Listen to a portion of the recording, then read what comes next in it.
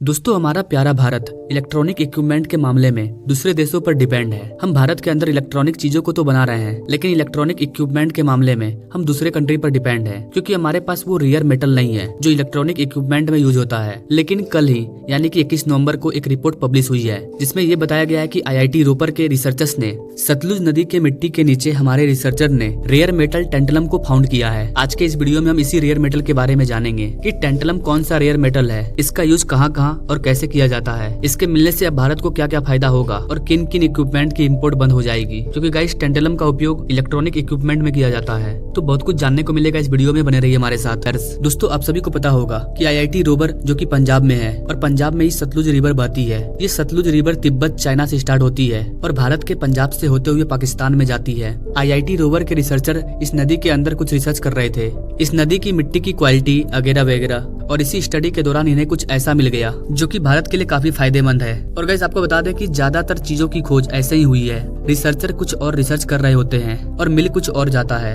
हमारे रिसर्चर्स ने सतलुज नदी के मिट्टी के स्टडी के दौरान पाया कि इस मिट्टी में रेयर मेटल टेंटलम मौजूद है, बल्कि पूरे भारत के लिए लाभदायक हो सकता है, क्योंकि इलेक्ट्रॉनिक और सेमीकंडक्टर में इसका बड़े स्तर पर इस्तेमाल किया जाता है। अगर आप टेंटलम के बारे में नहीं जानते हैं तो गाइस, आपको बता दें कि आपने बचपन में या स्टडी के दौरान ये पीरियोडिक टेबल देखा होगा। इस पीरियोडिक टेबल में 17 रेयर अर्थ मेटल है, 58 to 71 और 21, 39 एंड 57। ये सारे रेयर अर्थ मेटल है, लेकिन हम यहाँ पर रेयर अर्थ मेटल की नहीं, हम यहाँ पर रेयर मेटल की बात कर रहे हैं, not earth metal. Periodic table में टेंटलम की एटॉमिक नंबर 73 है। अगर इसके फिजिकल प्रॉपर्टीज की बात करें तो ये ग्रे कलर का होता है, ये काफी सॉलिड और हैवी भी होता है, इसके अलावा ये हार्ड भी होता है और ये एक कोरेजन रेजिस्टेंस मेटल है। इसके बारे में ये बताया जाता है कि जब ये एयर के संपर्क में आता है तो इसके ऊपर एक लेयर फॉर्म हो जाता है और ये लेयर काफी सॉलिड होता है, जिस पर कोई रिएक्शन नहीं होता।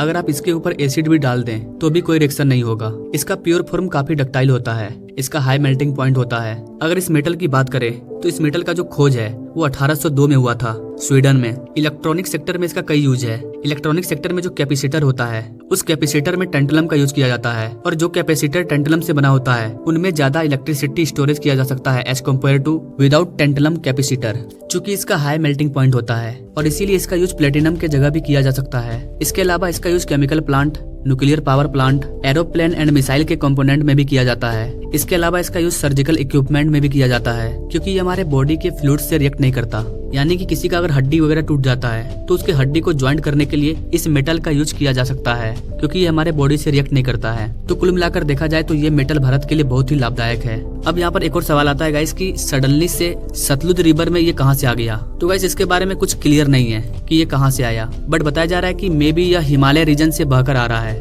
IIT के रिसर्चर्स का कहना है कि इसके सोर्स का भी पता लगाया जा रहा है, और जब तक इसका पता नहीं लगाया जाता तब तक वो क्लैरिफाई नहीं करने वाले हैं। खैर, इसका सोर्स जो भी हो, लेकिन इसका फायदा पूरे भारत को होने वाला है, क्योंकि यह भारत में बनने वाले इलेक्ट्रॉनिक इक्विपमेंट के लिए जो रेयर मेटल टेंटलम भारत में मौजूद नहीं था वो भारत में मिल चुका है। तो अब भारत को कैपेसिटर जैसे छोटे मोटे इक्विपमेंट के लिए दूसरे देशों पर डिपेंड नहीं होना होगा।